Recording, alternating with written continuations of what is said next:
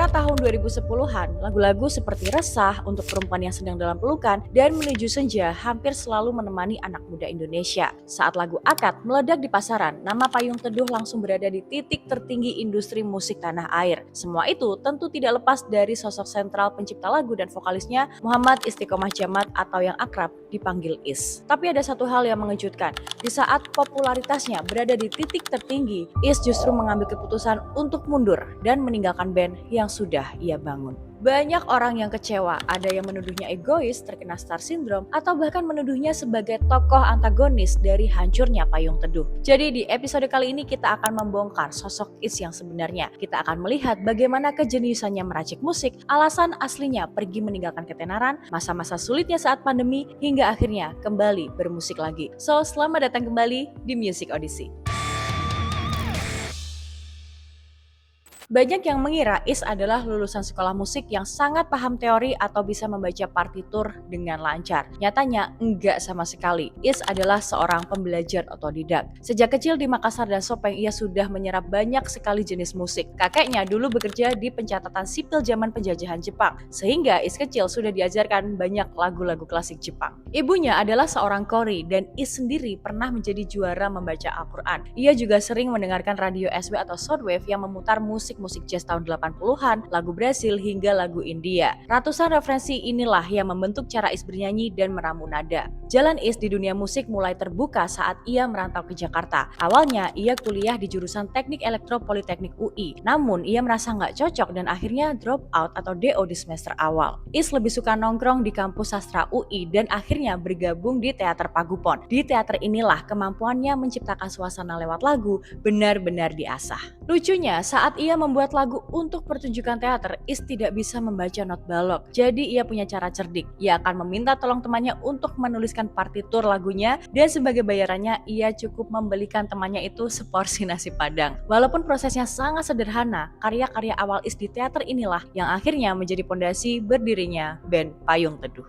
Seiring berjalannya waktu, Payung Teduh semakin dikenal. Namun ada satu hal yang sangat dibenci oleh Is, pengkultusan istilah anak indie dan musik senja. Lagu-lagu Is memang banyak menggunakan kata senja, seperti lagu Menuju Senja yang ia tulis khusus untuk Payung Teduh. Namun bagi Is, senja punya makna filosofis tentang akhir sebuah hari, kesunyian atau kematian. Is sangat menyayangkan ketika makna itu berubah menjadi sangat dangkal, di mana senja hanya diartikan sebagai momen untuk meminum kopi di sore hari sambil bergaya puitis. Selain itu, Is juga merasa ruang gerak musiknya perlahan mulai dibatasi oleh ekspektasi penggemar. Karena lagu-lagu awal Payung Teduh sangat pelan, teduh, dan bernuansa akustik, para penggemar menuntut mereka untuk terus membuat musik seperti itu. Banyak orang lupa bahwa sebenarnya Is adalah pendengar musik keras dan punya latar belakang suka sama Dream Theater. Is juga sangat menyukai eksplorasi musik elektronik dan jazz. Ia merasa terkekang karena setiap kali ingin mencoba musik yang sedikit berbeda, banyak yang protes dan merasa itu bukan Payung Teduh yang mereka kenal. Is merasa bandnya sudah mulai dimiliki oleh terlalu banyak orang di luar sana, sehingga kemampuan berkaryanya pelan-pelan hilang. Tahun 2017 adalah titik balik yang sangat besar. Is ditantang untuk membuat lagu yang bisa dinyanyikan banyak orang, khususnya di acara pernikahan. Dari tantangan itu lahirlah lagu Akad. Proses pembuatannya sangat serius. Is sampai merekam sendiri bagian drum dan bassnya di awal karena ingin mendapatkan nuansa musik jadul ala The Beatles. Liriknya pun dibuat sangat lugas. Lagu ini menceritakan tentang laki-laki yang meyakinkan pasangannya untuk segera menikah. Lagu Akad meledak, jadwal manggung Payung Teduh pun menjadi sangat padat. Namun di balik gemerlap lampu panggung dan uang yang terus mengalir, Is merasa kosong dan lelah. Industri musik Indonesia seringkali membuat band yang lagi naik daun bekerja seperti mesin gitu guys. Well, nggak hanya di Indonesia sih, di semua tempat juga gitu. Main 45 menit, buru-buru pindah kota, main lagi gitu seterusnya, gak ada waktu buat ngumpul, diskusi soal karya baru atau mengevaluasi musik mereka. Is merasa kualitas penampilan bandnya mulai menurun karena kelelahan. Ia juga sangat malu jika harus menampilkan musik yang tidak prima di depan penonton. Kesibukannya ini membuatnya jauh dari keluarga. Sebagai seorang ayah dan suami, ia tidak ingin kehilangan momen berharga melihat anak-anaknya tumbuh. Di saat banyak musisi mungkin akan terbuai dengan harta dan ketenaran, Is justru memilih sebaliknya. Ia memilih kewarasannya, pamit dari Payung Teduh demi menyelamatkan keluarganya dan kesehatan mentalnya sendiri. Tunggu sebentar, sebelum kita lanjut bahas masa-masa sulit Is setelah keluar dari band, aku mau ingetin kamu buat klik tombol subscribe di bawah ya. Channel Music Odyssey hadir buat kamu yang suka bedah cerita dan sejarah di balik musisi-musisi kayak gini. Oke, mari kita lanjut. Setelah keluar dari Payung Teduh, Is memutuskan pindah dari Jakarta. Ia membawa keluarganya pulang ke kampung halaman di Makassar dan menetap di daerah Sopeng. Ia ingin melambatkan ritme hidupnya. Ia kemudian membuat proyek solo bernama Pusakata. Di sini, musuh utamanya bukanlah jadwal manggung yang padat, melainkan dirinya sendiri. Ia punya banyak waktu untuk menilai karyanya, memastikan setiap nada dan lirik yang ia buat benar-benar enak didengar dan punya pesan yang kuat. Namun ujian besar datang saat pandemi melanda. Tidak ada panggung, tidak ada acara.